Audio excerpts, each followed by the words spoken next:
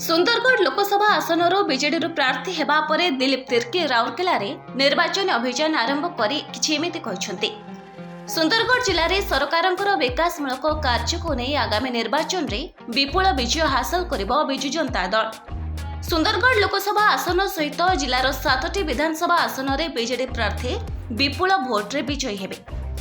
मुख्यमंत्री नवीन पट्टनायक विकासमूलक कार्य को नहीं गत जिला परिषद निर्वाचन में 35 आसन 33 बीजेडी प्रार्थी को विपुल मात्रा विजय मिलता। चलित निर्वाचन में समस्त आसन बीजेडी हातेब बोली कहते दिलीप तिर्की। सुंदरगढ़ लोकसभा आसन बीजेडी प्रार्थी दिलीप तिर्की को राउरकेला विपुल मात्रा स्वागत संबर्धना देखा मिलता। सेबडे मुख्यमंत्री नवीन पट्टनायक को नहीं एक बड़ अपडेट आसी। ओडिशार मुख्यमंत्री सुरक्षा 268 जन पुलिस कर्मचारी नियोजित रही।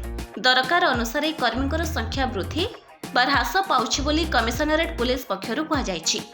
3टी शिफ्ट पुलिस कर्मी काम करुवा जनापड़ी।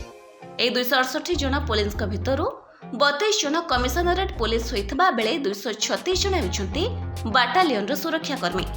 24 घंटाई पुलिस कर्मी मुख्यमंत्री घर आखपाख ट्राफिक नियंत्रण एवं आईन श्रृंखला परिस्थिति रक्षा पाई नियोजित होइतबा जणाइछि commissionerate police.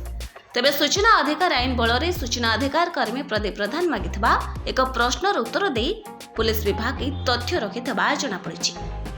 Bureau report news वार।